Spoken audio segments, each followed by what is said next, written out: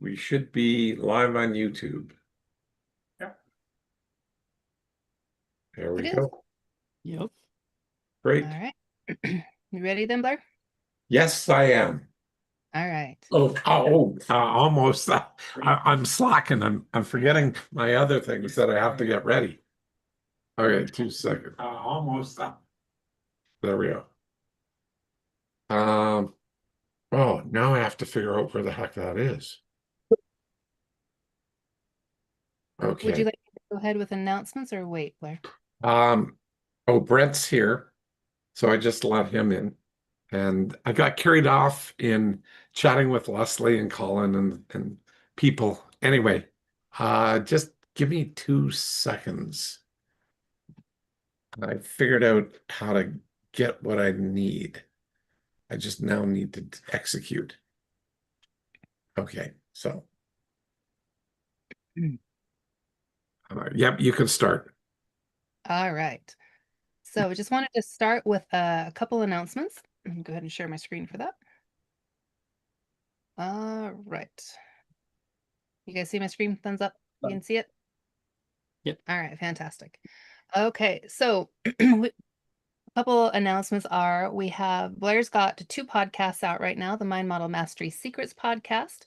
You can access that by going to youtube.com / Mind Model Mastery Secrets, and then also on Spotify and Apple. So make sure that if you're following along with us here on Tuesday nights, we definitely recommend that you sign up and subscribe to those so you can have an enhanced look at what mind malls are doing, not only based on the conversations that we're having here on the BDE, but also other people who've had experiences with them in their own unique situations. The other one is the Mind Model Minutes podcast, which is also on YouTube. That is an opportunity for you to get, again, a little bit of a deeper dive on different concepts within the mind models. Also, Blair right now is offering an opportunity to get a free profiling session as an opportunity for you to have a one-on-one meeting with Blair and have a conversation, and he can help you identify some potential areas of in your life that you might take a look at and how mind models might be able to help you grow or become more successful in those places, helping you have an awareness and notice different things that again will enhance the quality of your life, your business, your relationships, whatever those things may be for you. So definitely recommend that you do so. The way that you get on his calendar is going to his LinkedIn profile, linkedin.com /in/Blair Dunkley 1, and then just shoot him a message saying profile, and then you guys can connect and he will get you sorted with that. You bet. Also, I sorry, did just you say? said you betcha. That's all. Sorry, Okay. I'll get you sorted with it. All right, no worries. Another thing, just mark your calendar. Typically, we are here every single Tuesday, but we will be taking a break on December 23rd and December 30th for the holidays for Christmas and New Year's. We will reconvene on January 6th, 2026. All right, with that, I'm going to stop share so I can see all your lovely faces. We want to welcome you to the 372nd episode of the Blair Dunkley Experience, where we discuss mind models. Mind models are a collection of extensively tested thought frameworks, skills, and behaviors that enable people to transform their lives intentionally. Your host for this evening is Blair Dunkley, the creator of Mind Models. We are Tim and Becky Graff, and along with our co-host, certified mind model coaches Patty McClurg and Colin Jewett, we're going to be leading a discussion and going deep on a specific concept tonight. We are excited to have you all with us. The BDE is Blair's free gift to you, and it's an opportunity to learn, experience, and practice mind models in a safe, real world environment. For Tim and I, mind models have impacted every area of our lives. In business, they've made us more effective and confident. In our marriage, they've helped us resolve an 8-year challenge within a couple hours. And when we lost both of our young daughters in a tragic accident in 2020, these tools gave us the strength to navigate grief and PTSD and the capacity to recover more quickly than we ever thought possible. Mind models will increase our effectiveness, resilience, and ability to keep moving forward without traditional counseling. And we look forward to learning with you tonight and welcome you to the BDE. And with that, I will turn it over to you, Blair. Hey, everybody. Welcome. Just sharing a little bit with you. Um, I have been doing a lot of reworking and well, mind models in a lot of ways. The marketing for it, the reality of what mind models are, how they work, and just trying to find more effective ways to communicate that to people. And I've went off to a conference um, Monday of last week, Monday and Tuesday, and came away with a few realizations that thought I'd briefly share.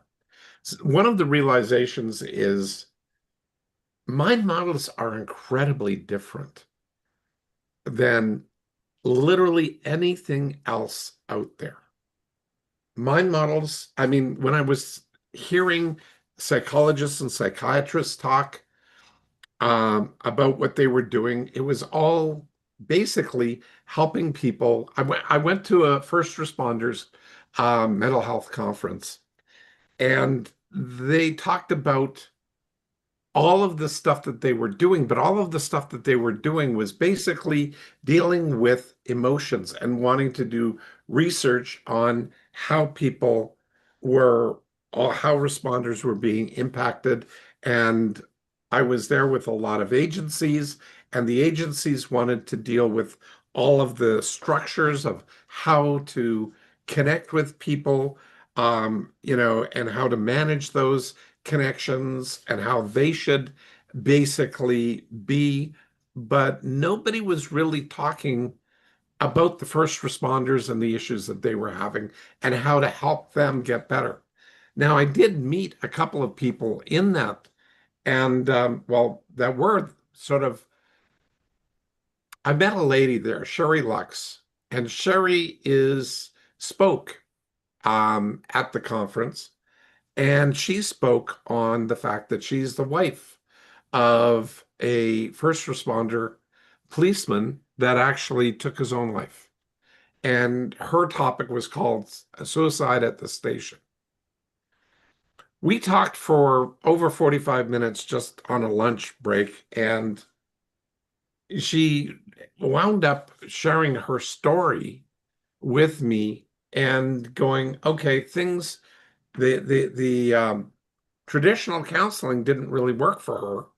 So she tried 3 or 4 traditional counseling sessions, and how there's a gap for how first responders can be managed, treated, helped, and what needs to happen. And I go, she was totally enthralled with mind models. And I gave her one of my books, Phobia Freedom Formula. She read it in a day and got back to me saying, this needs to get out there into the first responders community. So I will be getting back to her later this week and seeing what might have happened with that, if anything. But it opened my eyes to, on one hand, you have people dealing with the head, and all they want to do is deal with what's wrong, what can we do, what does the research show? And then you've got some of the people that it's all about feelings and how people feel and talking about the feelings and expressing your feelings around this stuff.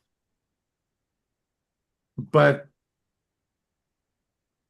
what mind models do is they take a behavioral approach with a emotional result. You get emotions from when you do something, you generate a feeling. Or when you see somebody else do something, it generates an emotion in you. Well, that pairing of behaviors and emotions is not out there consistently in a way that's been tested and identified as that balanced approach. And that's what really mind models do. And tonight's episode is about gratitude. And we're going to watch a video here that I put together, and I call it the engine of gratitude. And you're going to hear that most people sort of don't look at gratitude from that perspective. They look at it from a like in a rear view mirror. They look at it from what have I done or what have I seen or what have I experienced that I'm grateful for, rather than creating forward-facing emotions of gratitude to start using that as an engine for change. Anyway, as they say, on with the show.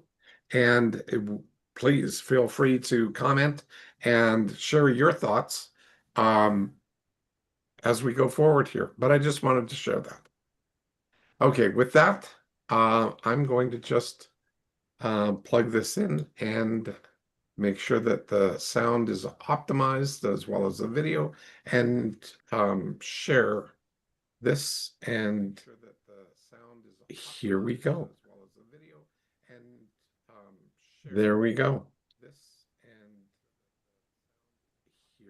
Oh dear. Just 2 seconds. I need volume.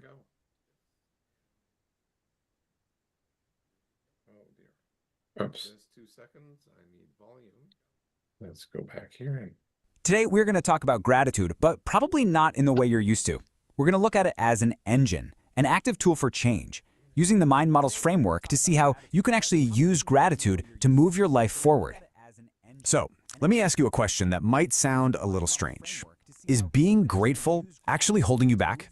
I know, it sounds crazy, but think about it. We've all had that feeling, right? That sense that just being grateful can slide into complacency, or even that toxic positivity that just keeps you right where you are. So, what contributes to gratitude becoming a trap instead of a tool? Well, check this out. This really highlights the two paths you can take. On one side, you have the mindset method. This is the one that tells you to focus on your feelings first. And look at that number, a 1% success rate. That just doesn't work. On the other side, you have the mind model method. It does the complete opposite. It starts with your external behavior, and it has a tested effectiveness of 80%. That's not a small difference. It's a whole new way of operating, one that's actually designed to create real change. So how do we make that switch? Well, the key is to stop thinking about gratitude as just a thing you have and start thinking of it as a thing you do. It's about understanding it as a verb, not just a noun. Here's the breakdown, and this is so important. The feeling of gratitude, that's the noun. It's the emotional result you get at the end. But the action, to thank, that's the verb. That's the behavioral cause. You see, to create change on purpose, you don't wait around hoping to feel grateful. You start with the action. You lead with the verb every single time. This right here is the heart of the whole mind model principle. Your behavior and your language, those are the things you can actually control. Those are your inputs. And the emotions we're all looking for, they're the measurable results that follow. Emotions are absolutely essential, don't get me wrong, but they are secondary. They come after the effective behaviors that create them. Okay, so what does this actually look like in practice? How does one simple action kick off this whole powerful, positive feedback loop? Let's break down exactly how that chain reaction works. We call this the upward spiral of change. It all starts with a specific behavior. Let's say you genuinely thank a coworker for helping you out. That simple action can generate a forward-facing feeling, like, a sense of hope or connection. Now that new feeling starts to shape your communication. Maybe you start talking to yourself a little more positively. And finally, you evaluate the result. Hey, my relationship with that coworker just got better. That positive result reinforces the original behavior, making you way more likely to do it again. See how it builds on itself? Now, to make sure this spiral keeps going up and doesn't stall out, you've got to avoid getting stuck. And that's where something called the quarter turn comes in. Think of it like a tiny course correction. It's just a small, intentional shift in your behavior. If you start to feel that complacency creeping in, you just make a little tweak to your gratitude practice to make sure you're always moving forward. All right, so let's get to the good part. What's the real payoff for doing all this? We are talking about incredibly powerful forward-facing emotional states that you don't just sit around and hope for. You actively generate them through your actions. Just look at this list. Calm, hope, a real sense of possibility, clarity, feeling grounded, confident, and purposeful. These aren't just fuzzy, nice ideas. In the Mind Model framework, these are the verifiable, measurable results that come from applying effective gratitude behaviors. They are the powerful consequences of taking action. And let's not forget this number, 80%. That is the tested effectiveness rate. This has nothing to do with wishing or just thinking positive thoughts. This is about applying a tested behavioral model that reliably gets results. It's like having a mental cheat sheet for effective behaviors and balanced emotions. Okay, so the theory is great, but it means nothing without application. So how can you actually put this to the test in your own life, like right now? This quote really says it all. If you don't do it, it doesn't count. Knowing this stuff is only step one. To actually get the results, you have to apply the behavior. You have to test it for yourself and see what happens. Knowledge without action is completely useless. And if you're ready to really practice this stuff in a live environment with other people, I'd invite you to join the BDE Live on YouTube. It's a fantastic community where you can learn and apply these models for yourself.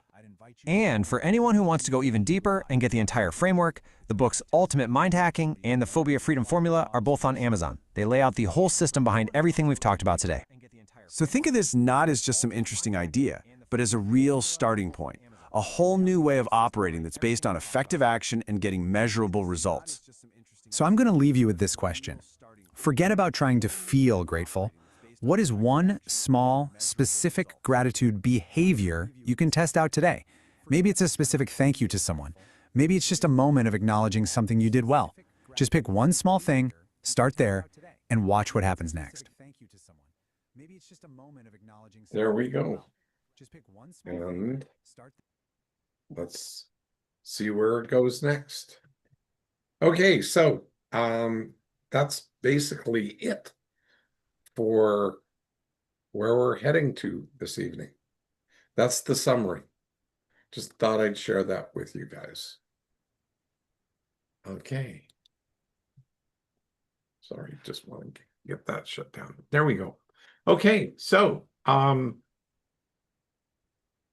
what we're doing here is we're going to be going through the impact of feelings of gratitude and how it impacts on feelings and communication.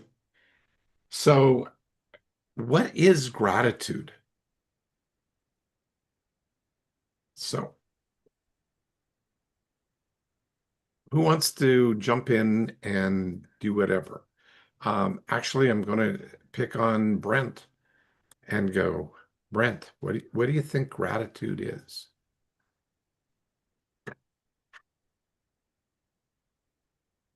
Yeah, okay, 1 second.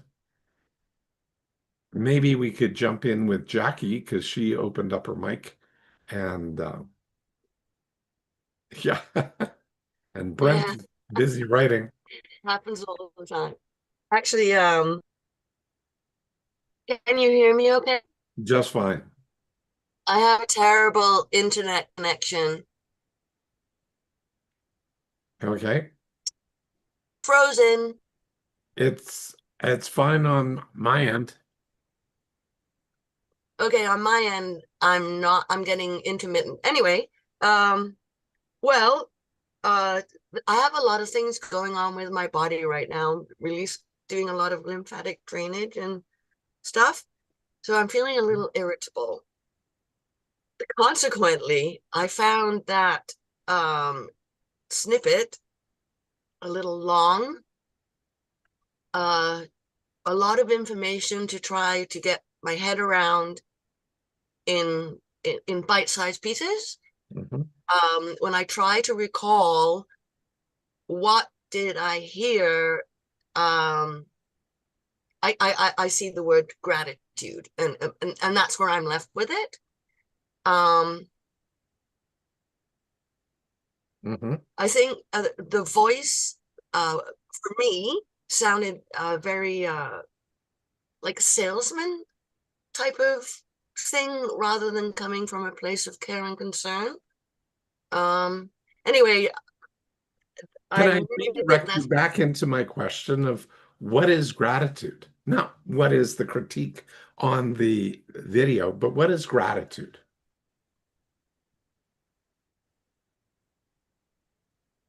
Oh, you froze again. I'm reading the what can I read?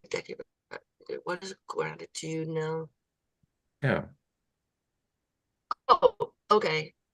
I'm frozen again. You guys go pick somebody else because I'm freezing in and out here. Okay, maybe we'll go to Brent if you're ready to go. Okay. Sure. Gratitude. The things that come to me is a feeling of appreciation and thankfulness. That's what I get Oh, from gratitude for things that, oh, have happened or things that were done, you've done, or things that were done for you or with you, that impact you. So that's what that's what I have. Okay, cool. Great. Mhm. Colin, what's gratitude for you? Come at this from different angles, but the way I experience gratitude, if I describe bodily, I experience it as a warmth, kind of in my belly slash chest, a relaxation, um, and like similar to like fondness, satisfaction, contentment, and it tends to have um, a quality similar to like a fond remembering or reliving. It does often, for me at least, have a directionality. It's either out towards a person or an event or an experience. Nice. Okay. Leslie.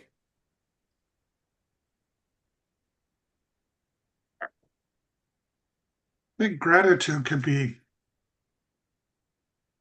bidirectional, for lack of a term. You can receive the gratitude of others, and but you can offer gratitude as well. Hmm. And I think the feelings can be very different. Um, I think when you show gratitude to others, it can be genuine. It can be um, thank you for bringing me a coffee or something, which is little, but it could also, you know, if somebody's done something really great for you, you can be eternally grateful. That extra can go to a different level. Yes. Um, receiving the gratitude of others, or receiving the appreciation of others, it can be a totally different feeling. Humbling comes to mind. Um, I, yeah, Okay. Thank you. Um, okay. So Patty, did you want to make a comment? I see your mic's open. Yeah, my mic just sits there open. Okay. Um, I was going to say that gratitude can be very much a lens through which we view life, view people, view everything that happens to us. It's not just a feeling that needs to be there. It's a perspective on living, it's a perspective on life. And that impacts the type of that filter impacts the feelings that we get when we make that choice. But the choice in itself, Blair, would you say that the choice to view life through that lens, would you say that choice is a behavior? Absolutely, it is. Yeah. When you pivot yourself, when you change your perspective, do you not have to shift how you perceive? Yes. And every time you turn your head, do you not change your perspective of what you see? Yes. So when you change your perspective internally and intentionally, is that not the behavior of change? It is. And it's a behavior that when I choose that leads to feelings that I might not have had prior to that choice. Exactly. Now, we can choose the filters we put up there. We can choose to be critical. We can choose gratitude. We can choose to filter it through care and concern. We can choose to filter it through love. We have lots of filters we can choose. Every one of those impacts our behavior. So And every one of those, then, every one of those based on your model can be an engine for change? absolutely, it is. But now is like, I'm not claiming for any stretch of the imagination here that gratitude is the only engine of change. It's just one of many, but it can Okay. be used as that, as opposed to just leaving gratitude as the thing that happens to us and a gratitude as a consequence. And I And go, I'm trying to give people alternatives to see how, by using gratitude as an example here, but one of many, as I just demonstrated, the way that we perceive and the way that we pivot, what we pivot to can be choice. And when we have that choice, the pivot of choice, whatever we make it, is the thing that we start impacting our lives and other people's lives with. And that is a powerful thing, to be able to choose to start taking control of one's self, one's destiny, for lack of a better word.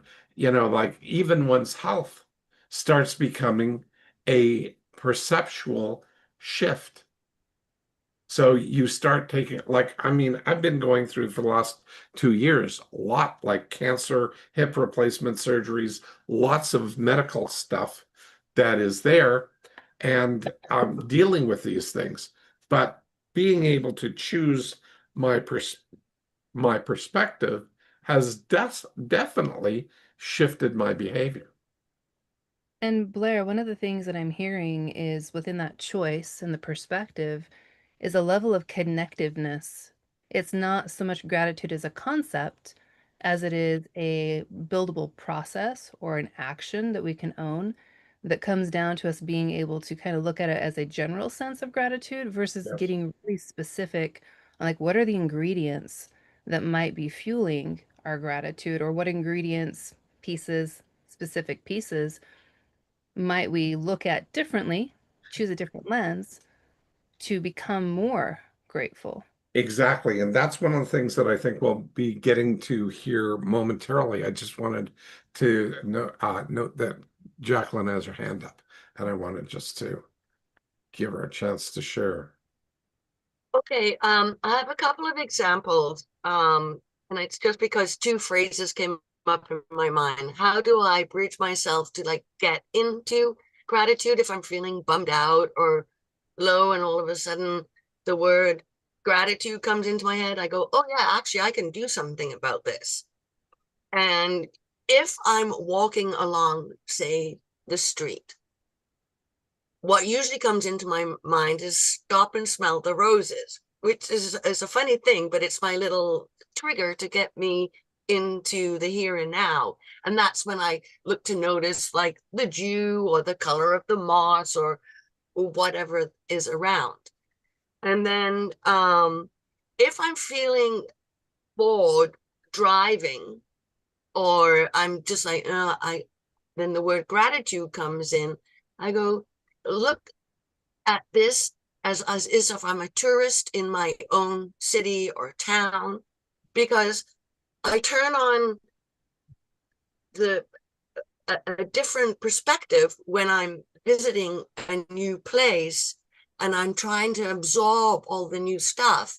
But in my hometown, I often have noticed I put on blinders unless I say, view this. It's like viewing it for the first time or noticing stuff. Anyway, so that's how I pull gratitude into my life in any given moment. Well, not any given moment, but in those moments. Yep. Okay. Perfect. So, Becky, Tim, uh, Jacqueline, that was a fabulous question. How do I get on the bridge Or into, bridge. How do sorry, I get a bridge into gratitude? That how was do I a, get a bridge into gratitude? Right. I think that's a very powerful question to consider for ourselves as we're talking about what is gratitude. Is it a concept? Is it an idea? Is it an expectation? Is it something we can build? Something we can grow? Or is it all of the above? Or is it all the above? Mhm. Exactly. And then if it's all of the above, can we choose which version and which methodology we wish to use? Colin, would you like to jump in on this one? Yeah, sure. And I'll I had a direction in my head a little bit, but I think what Jackie said actually inspired something that might even be more useful. So thank you for that, Jackie. But I had a friend recently. He's kind of a provocative guy, so this is kind of par for the course for him. But I had a friend recently tell me that he hates gratitude, and of course that kind of perked me up because I've never heard anybody say that in my life. Um, but when he explained it to me, he talked about how oftentimes when people just say they're grateful for things, either it's kind of like a throwaway comment, it's just like, well, this is a positive thing to say. I'll just, go there and move on. Um, but he also talked about how it can be disempowering. And people often, it's like externalizing locus of control, like grateful for, all these things outside of me. I thought that was really interesting. And I started to pay attention because I have coaching sessions pretty regularly throughout the day. And a lot of times people talk about being grateful. So I started to just pay attention to like the behavioral patterns of gratitude. And I noticed some of what he was talking about is I realized there was actually some predictive value there of when people would say they're grateful in a session, they often didn't really want to talk about what else they could do. They would just be like, oh, I'm just feeling grateful right now. I'm like, okay, and we talk about different areas and like what they might do, and like, I just want to keep things going how they're going. I'm just feeling grateful right now. Like, oh, that's kind of interesting. Yeah, there is like this quality sometimes to gratitude where it's just a nice state. It's like sitting in a bubble bath or you just, ate a good meal and you're just sitting there content and I don't really want to do anything. Like I just want to enjoy this gratitude. It's a nice feeling. But that's where it can be kind of a stuck state. And I do think there are dark sides to gratitude, but there's also nothing wrong with enjoying some warmth every once in a while. We could talk about dark sides later. But to get back to the point that Jackie made me think of was the how do you feed that back and make it into like an actual feedback loop rather than like a stopping point? So instead of just like sitting there in your gratitude forever and being stuck, how does that actually translate into forward movement or action? And I think what Jackie said was beautiful is just like when you're asking a question of, what might I be grateful for or something like that. Really what it does is it can attune you to the beauty in things. You can start to look for what's beautiful, what's true, what's beautiful, what's good, what's meaningful, what's purposeful. Um, and I hadn't really thought about that for a while, Jackie, but there was a time when I did that a lot more, and that's really the effect it had. I would ask, what am I grateful for? And all of a sudden I would start looking around, like, well, what am I grateful for? And I'd be like, oh, well, that's, I never really look at this lamp over here, but it provides me light. And if it wasn't there, I wouldn't have that light. That's kind of nice. And so it can get us seeking external and engaging with the world in a more, what do I say, effective forward moving way. And one more thing I'll throw in here real quick is if you do have that warm fuzzy feeling of gratitude, another question that you can ask there is what worked? Something probably worked if you ended up feeling grateful. There's something that went well or something that happened. And gratitude can be a great opportunity to anchor your wins or celebrate wins. Celebrate what's worked, anchor that, and so that you can maybe get some more of that. That wouldn't be so bad. Hmm. But yeah, Blair, I'd love to pass it back to you if you want to say more on that, or also if you wanted to explore that dark side a little more, that'd be interesting. Well, one of the things here, I'm going to jump into a little bit of the dark side because I've had to deal with a number of people, and I seem like a real party pooper when I'm dealing with their supposed happiness, that they're saying, I'm good. And you shared that same thing. And they keep on going, I'm good, I'm good. And I go, but you came in here talking about being stuck, but you're comfortable being stuck, are you? Well, sort of, it's not a horrible stuck. Well, it's not a horrible stuck. It's sort of like, I don't know what you call that, an oxymoron or something along that line. It's this contradiction in terms.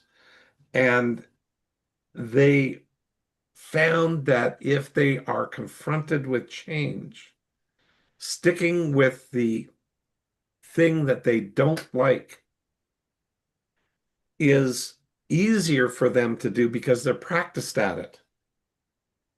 And by being practiced at it and habituated into something that they don't like, rather than facing uncertainty about the future, they'd rather stay with a known fear or a known dislike. So in fact, it's not even a fear exactly. It's just something that holds them stuck and doesn't allow them to engage and move forward. So it doesn't allow them to pivot. So they're grateful for what they have, but they don't have what they actually want. So do you settle? I mean, that's the whole thing. Maybe settling is what a person wants to do or does, but does that really feed your soul or give you the thing that you want to go after the most? Does that give you an opportunity to really go out there and do those things? I mean, it's sort of like the Don Quixote story.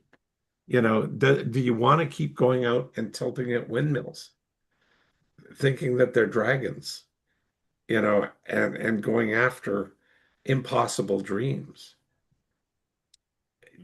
If that is the thing that gives your life meaning, then what's wrong with doing that? So, but chasing the thing that I enjoy helping people. I'm not making a ton of money right now. I have, but I'm not right now. But I still love what I do. And I was talking with a guy that supposedly has done financial planning, yet his own house is not exactly in order. So I go, that's interesting. Yet I'm not making a ton of money, but I did get my own financial house in order. So when I do go through these dips in revenue and ongoing, and with all my health situations and ability to work for periods of time, I'm still financially basically okay. I don't love it, but I can survive it comfortably. And so those are big differences when you start recognizing how to manage your life. And am I grateful for that? Absolutely. And the whole construct of having some financial pain, like, okay, so I'm talking about the book The Richest Man in Babylon, or The Wealthy Barber. Both of those books talk about setting aside 10% first. Pay yourself first, but do it, and do it every time you get any money in. And when you do those savings and literally set that aside at any age, even now, it still makes a difference. And it makes a difference very surprisingly rapidly, where you wind up being able to see changes happen. And yeah, it's not instantaneous, but it is months. And in less than a year, you have a substantial chunk of change that is positioned. And now all of a sudden, you've done the behaviors to be able to be grateful and thankful of what you've done, even for yourself. Okay, so that's sort of where I'm at. So I'm hearing in that, Blair, that the behaviors, the specific behaviors allowed you to evaluate where you are now and then be able to filter that through a lens of gratitude. So maybe the moment that 10% paying first might be painful, or the shift in behavior might be painful, but over time, the outcome of those things was something that you were grateful that you did. Is that accurate? That's very accurate. And it sort of spills indirectly into gratitude as a weapon. How many times have we had that, Tim? You're nodding your head rather vehemently there. So would you care to share gratitude as a weapon? Well, gratitude, I guess I think about it, there's in everything that happens to us, in every situation, every experience that we go through, there is a positive outcome and a negative outcome to it. Potential. Yeah. Well, potential there is. Depends on how you look at it. Exactly. It comes back to your perspective. But if you're Right. looking for the effective side of it, you can find it. If you're looking for the ineffective side of it, you can find it. Unfortunately, a lot of people tend to lean more to what's not working about it versus what is working in any situation. I mean, whether it's an effective situation, a good situation, if you will, or a bad situation, there is a positive to be found or a negative to be found.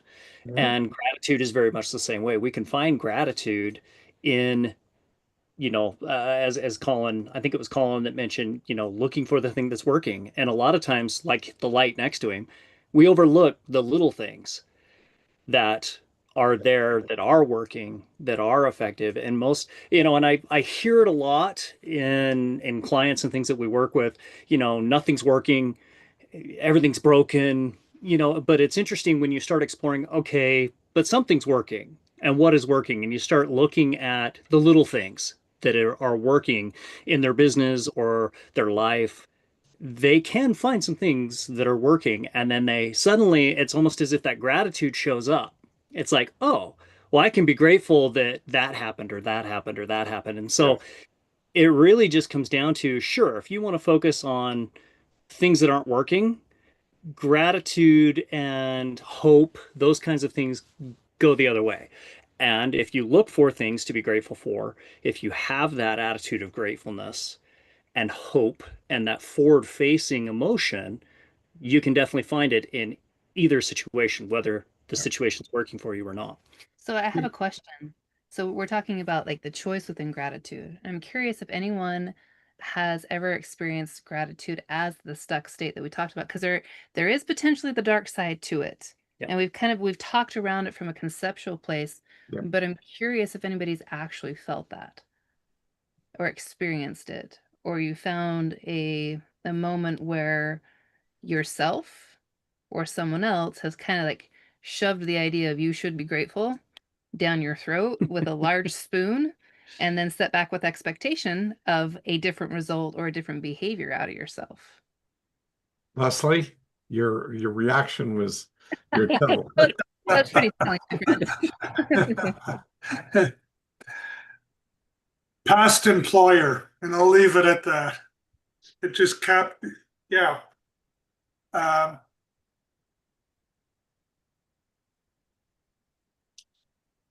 he was, well,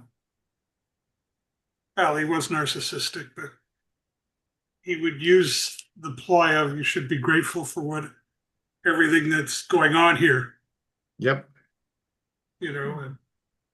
But he was a classic narcissist. And Well, it's interesting you I said, am grateful that I am no longer there and associated with him. Perfect. Well done. and it's interesting as you said those words, you should be grateful for. Okay. You're being told, Yep. right? Proved and positioned that whatever's going on for you. And he's shooting all over you. And he was. He was He was the same, similar word, but with an I in the middle of the SHMIT. And so there's an asterisk in there somewhere. Yeah. But how often do we actually maybe do that to ourselves when we're attempting to get our mind around something that has changed that we may not agree with? I should be grateful. And Colin, beautiful example, very true and accurate, right? In order for something to break, you have to have something that wasn't and isn't broken. His example in the text, just reading it out loud for those of you on YouTube, my feet hurt. Well, you have feet that don't always hurt, right? So there is an opportunity there. But how many times are we faced with things in our world where we try and prove and position ourselves into a state of being grateful and kind of shove our emotions down and don't acknowledge what is, then like understand or think about the behaviors that we've been doing that have gotten us into the pickle that we currently are in our own minds. Exactly. Okay, because there's always, as Blair mentioned as he opened this, there's always a behavior first. We may not be conscious of what that is, whether ours or someone else's, but there's a behavior that has generated an opportunity for us to feel what we feel. Doesn't mean we have to be stuck there and we're not like controlled by that feeling. We still have choice. I want to jump in there and build another thing because I've been playing around with these constructs a lot. And I want to share with you when I was taking a look at grateful this way and the behavior of gratitude, there's a lot of times I've had a lot of self-talk.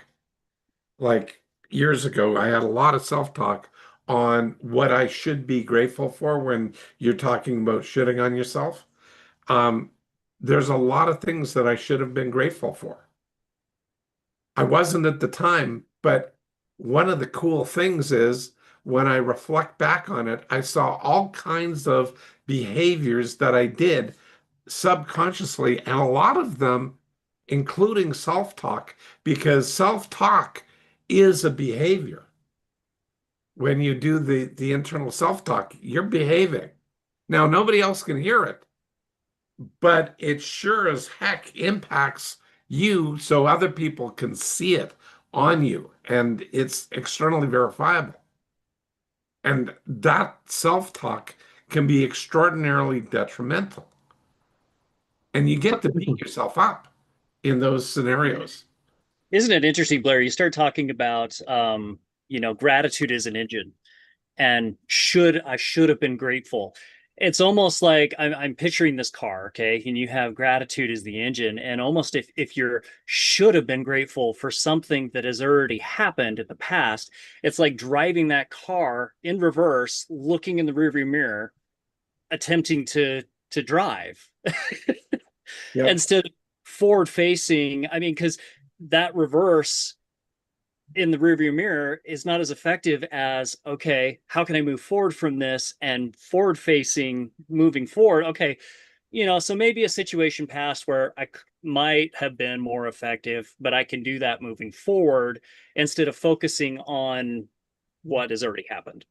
Exactly. And so many times people do this. And I would say, they're not actually driving. They're looking in the rear view mirror, seeing all the past stuff, wanting to go forward, but not turning the car on.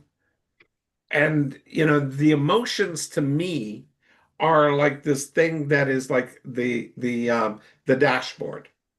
So they're wanting to see their emotions get better. They want to see the speed go up or whatever. They haven't started the car. They haven't stepped on the gas, and they haven't even taken their hands on the wheel to make anything happen. In other words, they're sort of wishing for everything to change. They're hoping things change without actually doing anything, any behaviors that actually are effective. And like at the end of the day, if you don't do it, it doesn't count. You have to make change happen. You have to do something to test it. And so testing is absolutely essential, along with, judgment or evaluation versus judgment, and then updating because we got to track the change as it happens. And one of the things that we've been talking about is clarifying. We have to get clarity as opposed to all the certainty that comes from our past. And the certainty of what's happened is great because it happened and we can't change it. And we're certain that all of that happened. So what?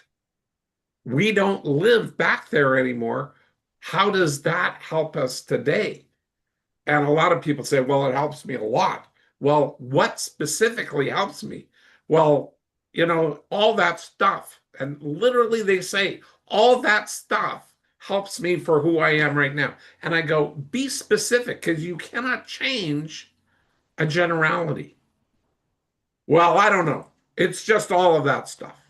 And then they get upset because I'm trying to assist them to get clarity, but they want to stay in their certainty.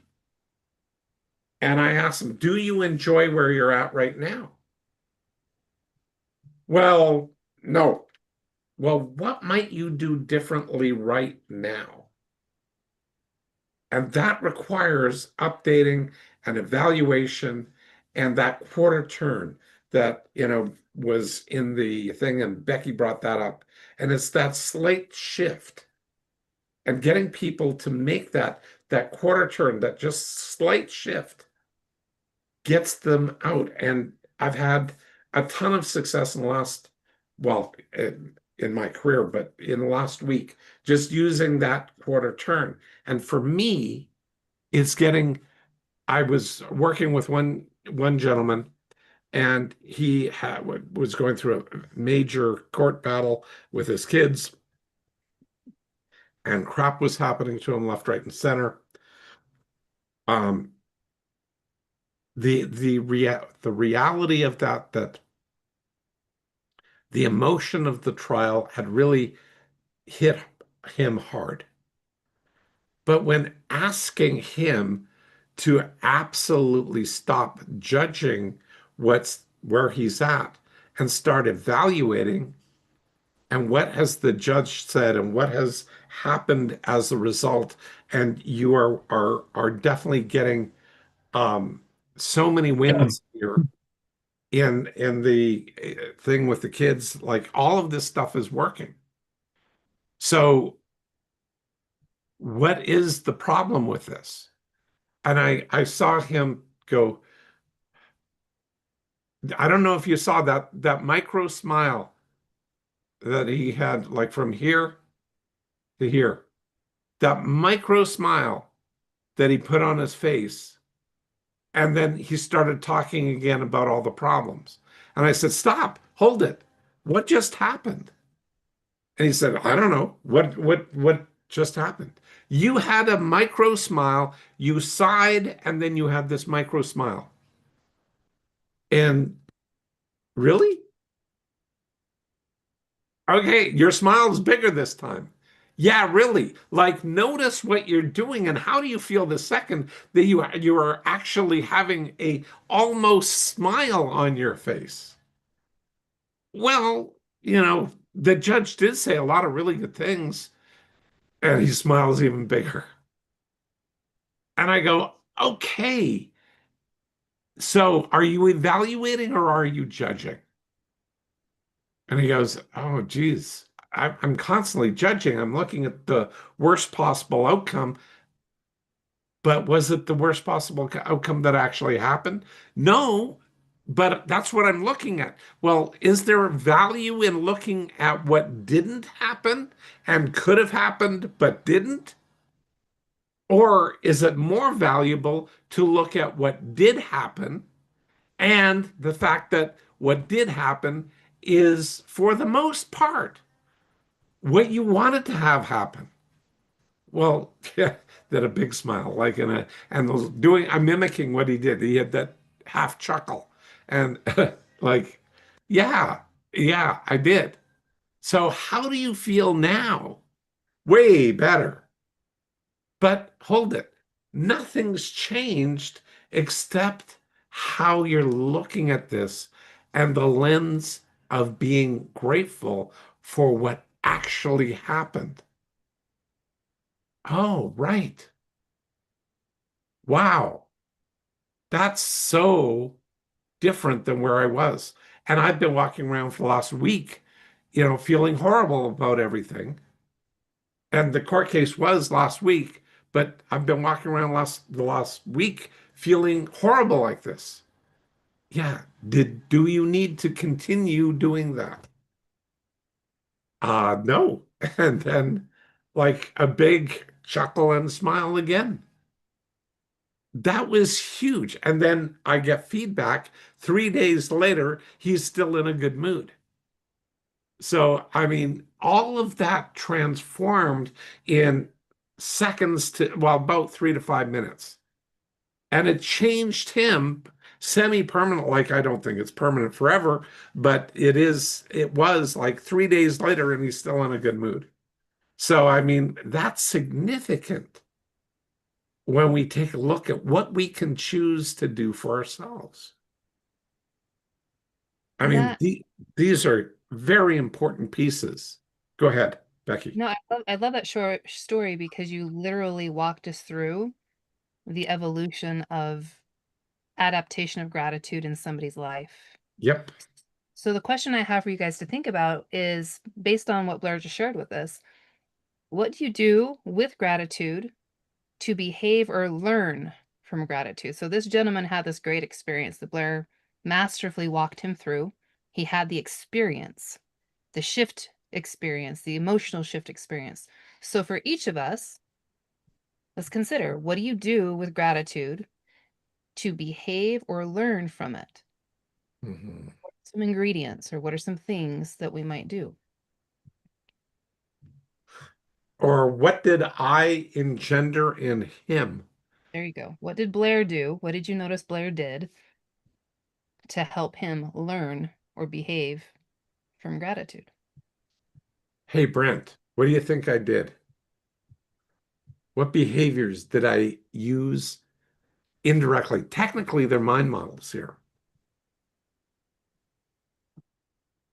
Well, you ask them questions.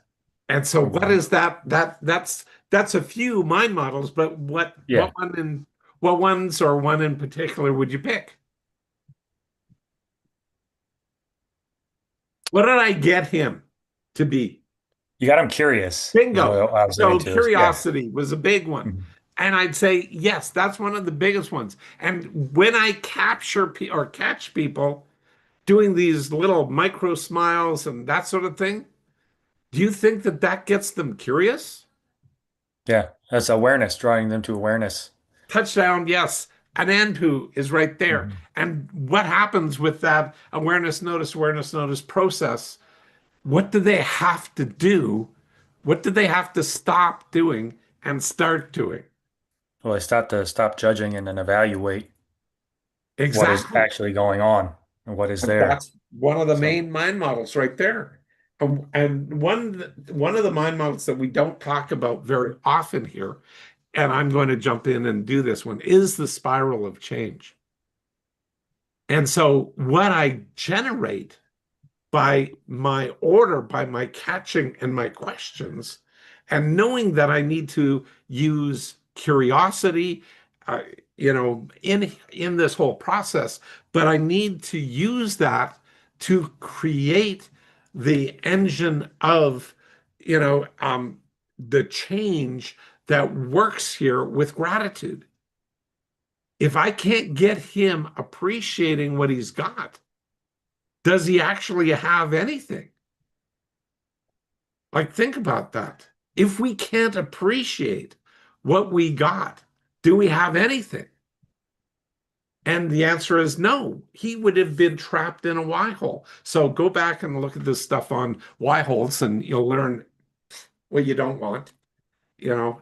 But if you want the change, then gratitude is an engine. Gratitude is a transformational tool, is powerful, and then you update. So, and then you can run, IBRs on yourself and other people and everything else. Anyway, Becky, anything else there? Or Tim? Or Yeah, any? I appreciate the work that you did with Brent. And Brent, thank you for sharing the specific mind model. what I'd love to do is to capture like maybe some specific nuances within those. So you absolutely use those mind models. But for people who are seeing it in their own world, like what are um some pieces that we can control within ourselves for that change when we're using mind models? And I guess to give an example is what role does, say, the words that you use or tone play when you're learning to behave or learn from gratitude? Or how or what specific Who are you action? asking? This is rhetorical. I'm going to ask, I'm putting some out there, and then I'm going to ask a specific person for the question. Okay. Okay. Yeah. Because we did talk about the mind models, Jennifer, and curiosity. But I think that one of the pieces that might not be captured here is how the micro shifts that we can use for ourselves might actually help empower us to learn and behave and learn from gratitude. So an example would be the language or tone that you use, or maybe specific behaviors or actions. So I'm curious, Shannon, if you don't mind sharing, what do you think some very specific personal behaviors that you might use to behave or learn from gratitude?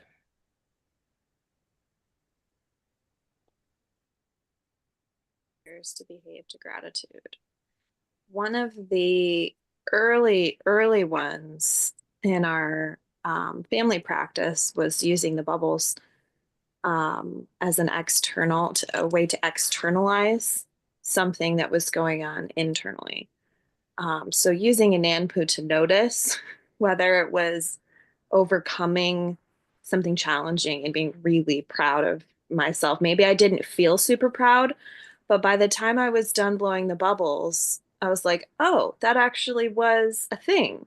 It may have started as a little thing trying to train myself, and I didn't really have a lot of feeling associated with it. But taking the actions and going through the process of saying out loud, I feel really proud of myself for XYZ, that is significant, and great job, me. And I blow the bubbles. I'm like, oh yeah, it's something about not only saying it but celebrating it shifts the perspective enough to let it settle and sink in a really effective way. Likewise, it does the same thing if someone else notices something I did that maybe I missed. Or if I notice something in someone else, like Blair, you were noticing the micro shifts in your client, that trains them to notice, oh, my face did crack a little bit here. Oh, maybe and when we help each other, if we have a common language with people in our household, that's foundational as well, because you're adding perspectives and nooks and crannies of viewpoints that you might not have on yourself. And so that's one of the specific behaviors is not only verbalizing it and doing something external to celebrate it, but to receive it when someone else notices something that maybe I swept under the rug, or I, didn't want to talk about or think was that big of a deal because it's been a day. And it's like, well, hold on a minute, actually. And it goes back to, well, what things did work in the day. There was a day. And it's training your eye and training your ear.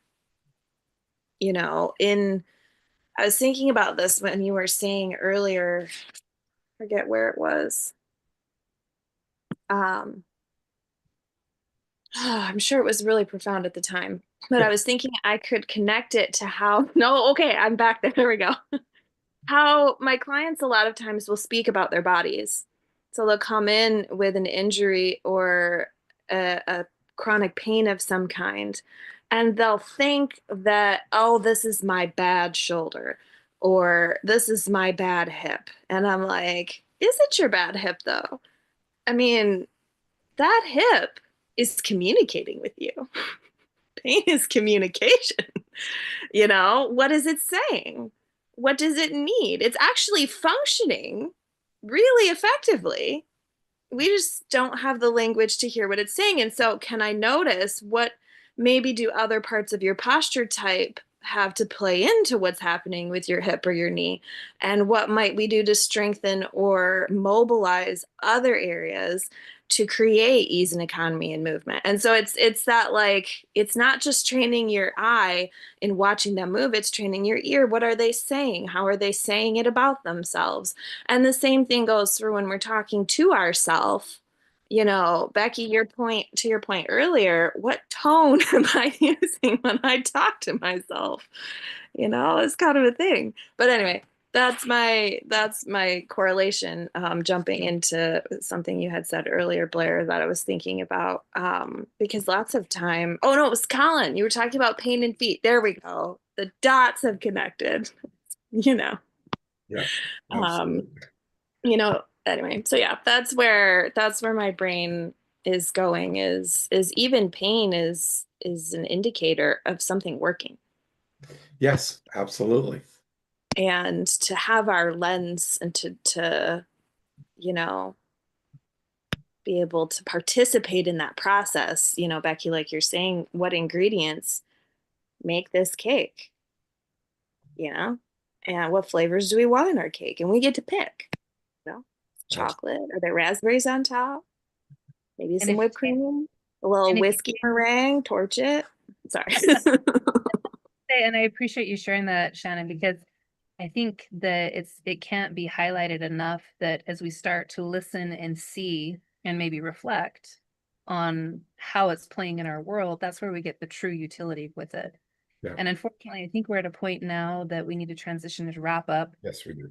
Anybody has anything else that they want to say or share? If not, before I hand it over to Colin, I would love to pose a question. Consider it maybe homework or just self-reflection. Well, actually, there's 4 questions. First one is, what action might you take today to engender gratitude? What would you say the top 3 things you are grateful for? What about those things are you specifically grateful for? And what about that is important to you? And I'll pop that in the chat, because gratitude sometimes just, we've talked about the static state of gratitude. We've talked about it as a stuck state. We've talked about it as a way of being or an attitude. And really, to harness the power of gratitude as an engine, some of these questions might help us identify for ourselves how we might do that more effectively. And with that, Colin, I'll turn it over to you. All right, I'll give a quick plug for the insider notes because I think we only got through like half of the what we prepared for this one. We didn't get to Iber, we didn't get to there was resilience was in there. There was all sorts of good stuff. So check it out. Okay. Anyway, um, Brent, would you like to kick off the wrap up tonight? What was valuable to you and 1 to 10? Yeah, thanks, Colin. Um, there's a lot. There's a lot today, and I think it's a different way of viewing gratitude that I see it now. So the behaviors and actual using it to generate our feelings and change.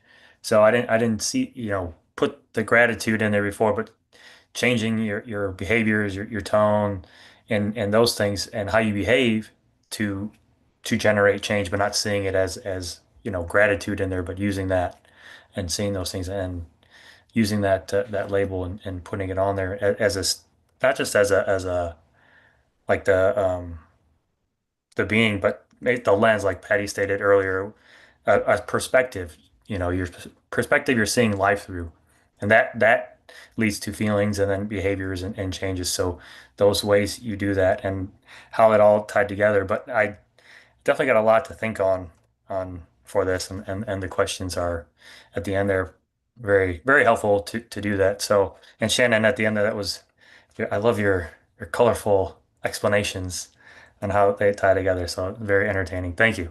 I give it a 9.5 for me today. Thank you, Brent. Oh, Jackie, I one see thing, that Colin, heart. one thing Yeah, go ahead. I heard earlier was sorry, was Leslie. It was genuine. It's being genuine on gratitude. And you were citing some of the gentleman, your friend was, some, he didn't like gratitude, hated it because it was people use it, but they're not using it as genuine. They're just using it as for cover for something. So it's Yeah. not doesn't not seen as gratitude. They're just using it.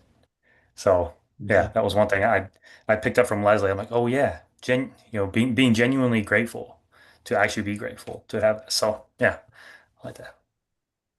That's Yeah. it for me. All right, Jackie, I'm seeing your little emojis popping up on the screen. Do you want to share your wrap up?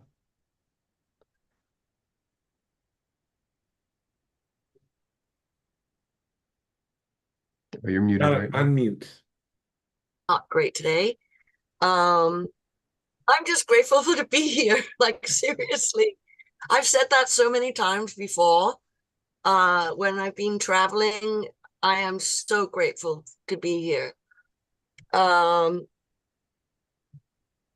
one of the most interesting experiences I had about genuine appreciation, it was what I classified at that time as appreciation, but I actually think it was gratitude. I was on a life skills, we had to do a practicum, and I ended up on a native reserve on Vancouver Island, which was really scary for me, but back then, now not so much. Anyway, we had been doing a family exercise.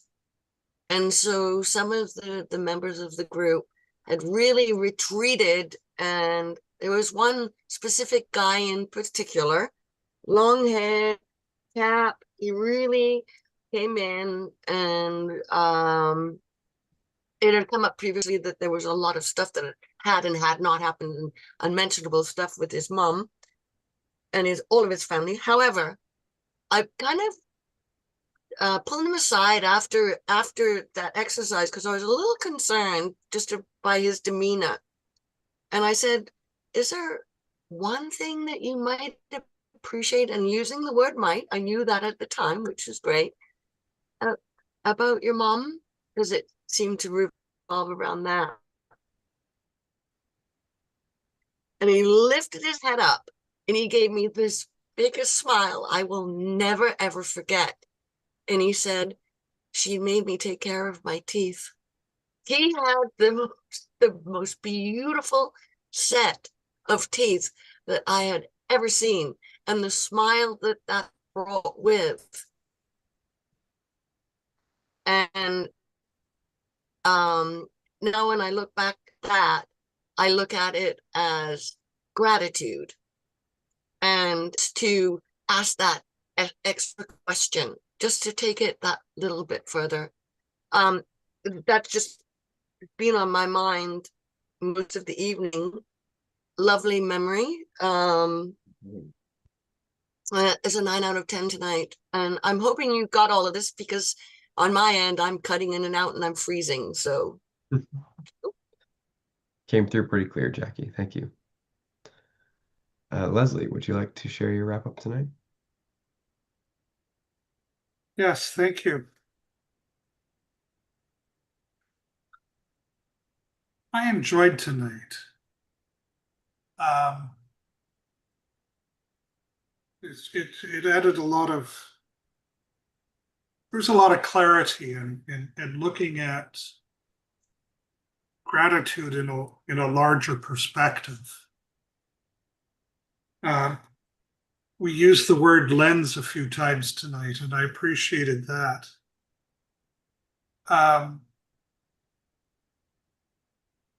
Writing all kinds of notes here tonight, and so do test, evaluate, do test, evaluate, do test, evaluate. And that's, I wrote that out, and then underneath that, I wrote IBER, which is something that I have been doing a lot more of lately. But yeah, it fits in with gratitude, and that tying that together is very positive in my mind.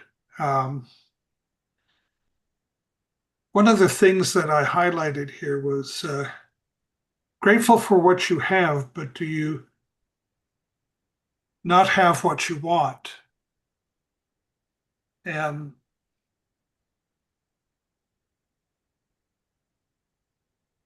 that caused me to stop and ponder and, a lot. And of course, there's things I want that I don't have. Are they that important to have, or can I work around not having them and still be grateful? And Well, largely, see, the point here, Leslie, is you can be very grateful. And does your gratitude, because you're comfortable with what you have, does it stop you from moving beyond what you have? no, Great. But no, can still work forward to things, keep moving absolutely forward. you can. Absolutely, and I'm doing that. Yeah, no, I'm just trying to No, answer your yeah, question that was there. yes, okay, Not I making an understand. accusation at all, just saying No, there was a question there I thought I heard. So, and I wanted to just clarify for other people and say, listen, because sometimes that gratitude just lets us stay safe. yeah, And other times it doesn't. We have to push through. hmm Yeah. I mean, I've been there. Anyway, So sorry. it's a 9.5 for me tonight. It's again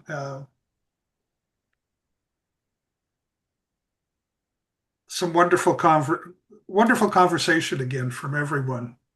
Um, I also wrote down here Shannon Bubbles. I like that Shannon Bubbles. Aw. Thank you, you. Leslie. Thanks. Shannon, on that note, with your hearts and bubbles, would you like to share your wrap up tonight? Yes, sir. I really appreciated in the beginning, Blair, you were going over a little summary. That you said mind models are a behavioral approach with an emotional result. And that's a new way of saying something that we've been practicing for a long time, but I really liked it. I found it gave a lot of clarity. Yeah. And going into, I have so many little notes about everybody's different way of describing gratitude. And I found the different perspectives in the room to be really valuable and enlightening. So thank you, everybody, for sharing in the beginning. A lot of fleshing out of a word that gets used very commonly. And it gives it deeper meaning when we take the time to drill into it like this.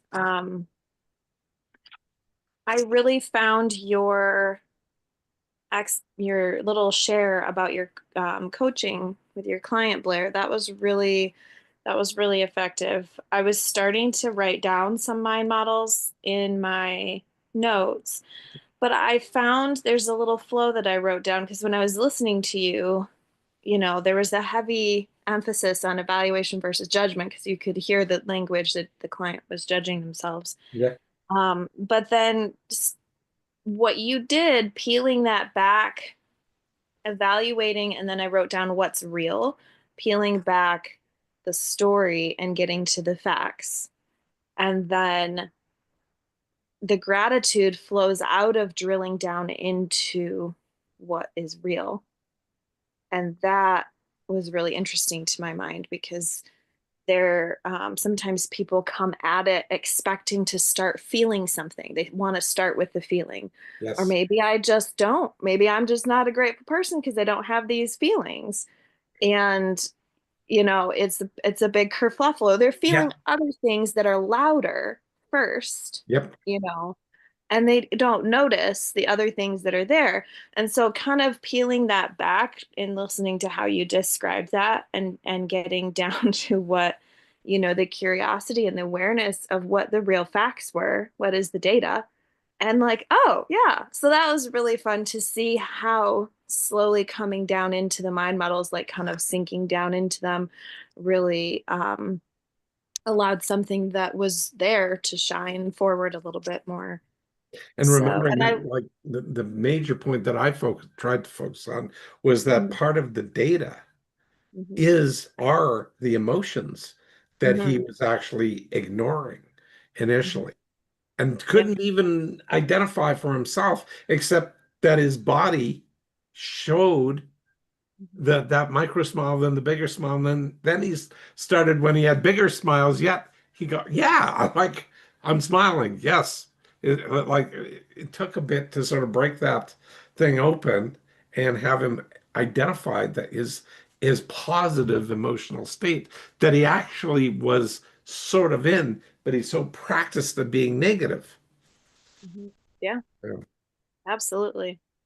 So it was the really rich evening. I also love at the end, Becky, you're like, and I have a question. No, wait, there's four questions. So that gave me great joy also. The fact that there are four questions for us to think about. So yes, that's a 9 for me tonight. Thank you, everyone. Thank you, Shannon. All right, I will try to give my wrap up. My throat is kind of soaring up on me right now, but yeah, there were a lot of things for me tonight. Shannon, your bit about the bad hip, that really struck me because I hadn't really thought about it, but I call this my bad shoulder. And I've talked to people about this before about labeling parts of themselves internally as good, bad, or like that's my nasty inner critic or whatever. Like, oh, does your nasty inner critic call itself that, or is that just a label? Whatever. Um, but yeah, like I feel I feel kind of apologetic towards my shoulder now for calling it my bad shoulder all this time. Like, hey, no, you've been giving me a lot of signals about things. I appreciate that. I'm grateful for that. So anyway, that was really helpful. And Jackie, what you were talking about with like noticing, yeah, that kind of reminded me of that effective gratitude of just really starting to get present and pay attention to what's going on. And one thing I'd like to share too is I've I've come to see gratitude as a sort of bridge between acceptance and love, and like gratitude can span that. And so when I think about what is, it's like you can accept what is, you can be grateful for what is, and that can help you to love what is. And I found that to be powerful for me, especially after losing my son, and just recognizing like what is right now. And there's a lot of beauty in what is, even though there are hard things in the past and potentially in the future. So yeah, for me, 9.27. And with Awesome. that, I will pass it on to Becky. Would you like to do your wrap up? Yes. I love the deep dive that we did on gratitude. Again, I'll echo what's been said. Sometimes it's just a word, right? It's a word that we throw around without taking the time to pay attention to what it is and also what it can do for us.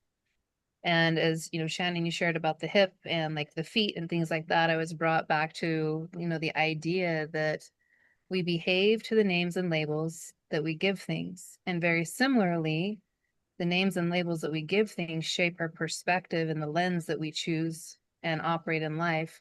So if we're not being maybe accurate with the names and labels that we're using, that might actually hinder our ability to use gratitude or to have it function our life in a more meaningful way. And it was a nice reminder tonight as we, went through the different mind models, general versus specific, IBER, clarity versus certainty, curiosity, that each one of these mind models allows us to get more effective, to gain clarity and understanding of ourselves, of the situation of others, that ultimately brings a beautiful playing ground for a deeper, rich experience in life that we can be grateful for if we choose to. Again, the power of choice. So I appreciate you guys all sharing and hanging out with us tonight. So that's for me. Thanks, Becky. Tim? Yeah, so I'm just going to say thank you, Shannon. I have a bad knee that I'm going to rephrase. He's going to apologize. I'm going to apologize to my knee. So I love the awareness there. So that was awesome. Much to what you were sharing, Colin, with your shoulder. I got a knee. I really want to get everybody in a room with a bunch of Pilates equipment and like, let's all work out. It'll be so fun. That would be great. Two big takeaways tonight for me. First, I'm going to give my number. Tonight was a 9.5. Two big things that really struck me tonight was Colin, you're light. A reminder to me that in a world of conveniences, in a world where everything is at our fingertips, so to speak, just being grateful and appreciative for the little things and paying attention to the little things in life that we have that are working for us. Yeah.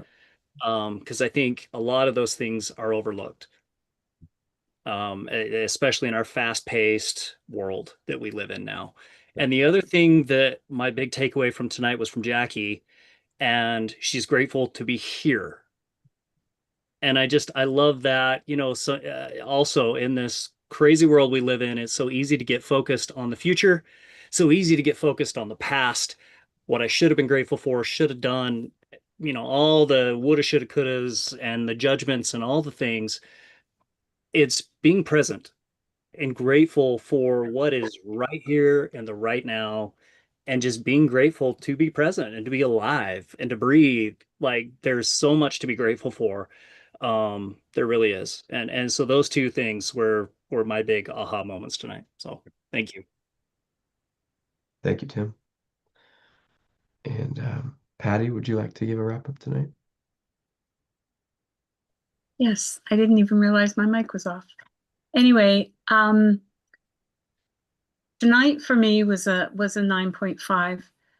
One of the things I've been pondering through Blair's example with his client and things we've been talking about, labeling gratitude as an engine and not the only engine. There are other emotions. We talked about hope one week being that sort of an engine. Yep. But engines can take you forward or take you in reverse. And, noticing the little things is a beautiful way to move forward. Gratitude is a wonderful way to move forward. Our lens, though, if we're noticing the little things that are negative, the little things that aren't working, we can power our engine in reverse. We can power our engine to take us places that really aren't effective in our lives.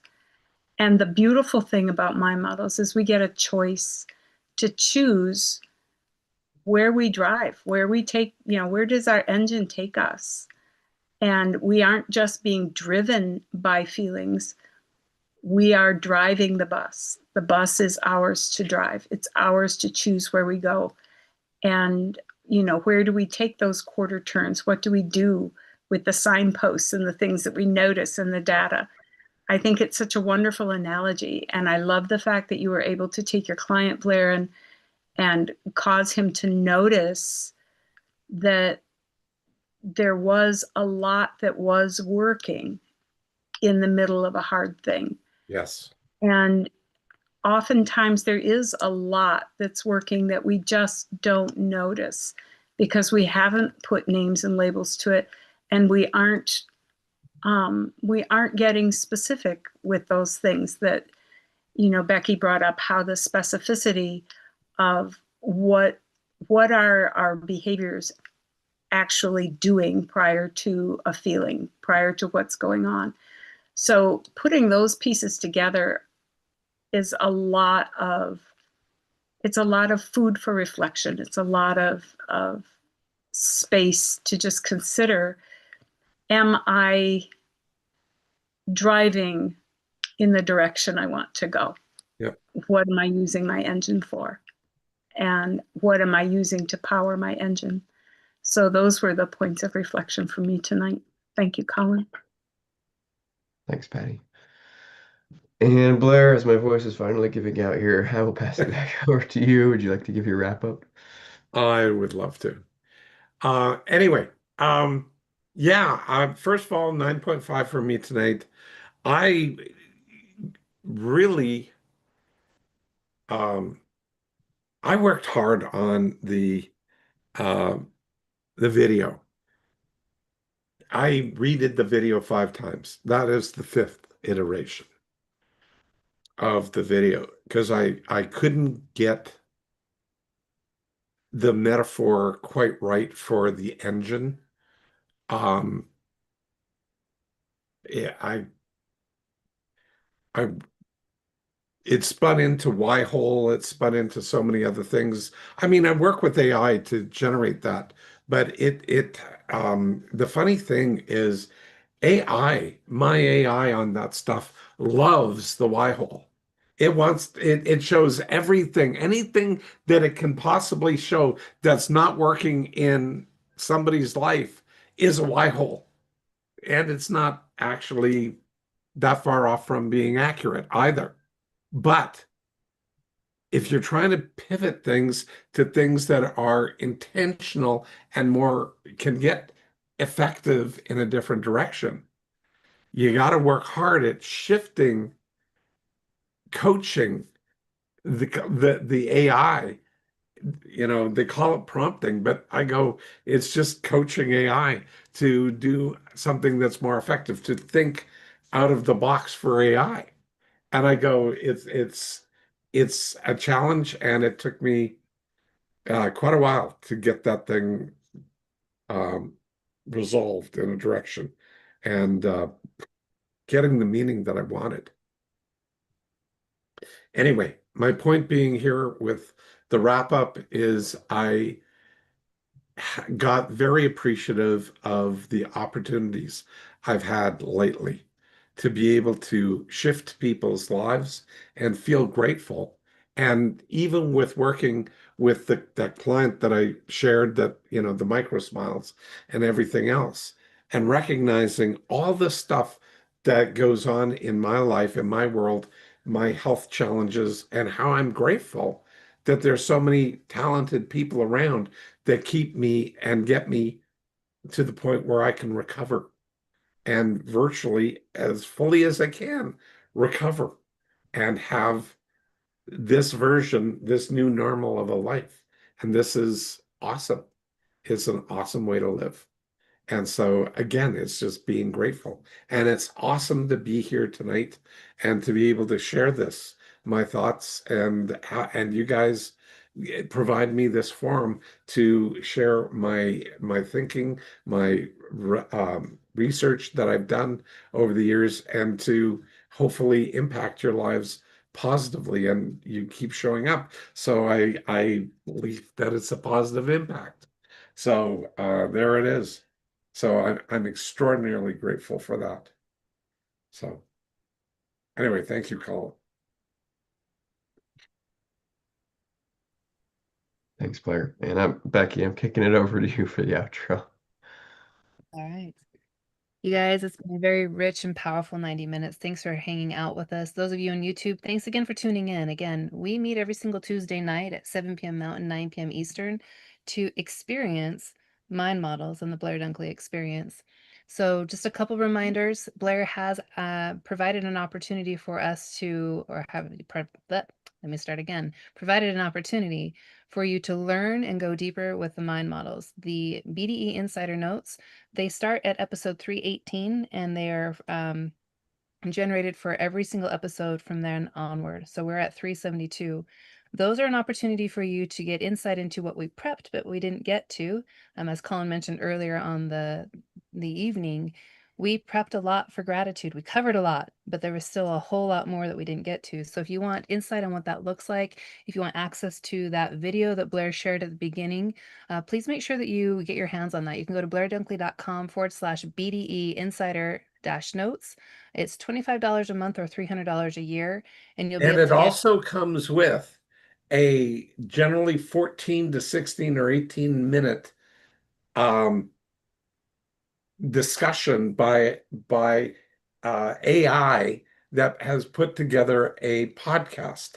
In this case, I think it's a 16-minute podcast on this, and they discuss the topic and how that impacts the world, life, them.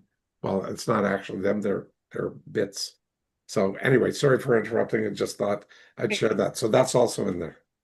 So again, a lot of goodies. Okay, what's Blair saying is there's a lot of goodies and a lot of depth that we were unable to cover that can enhance your understanding of not only gratitude as we discussed tonight, but also the other topics in which we covered.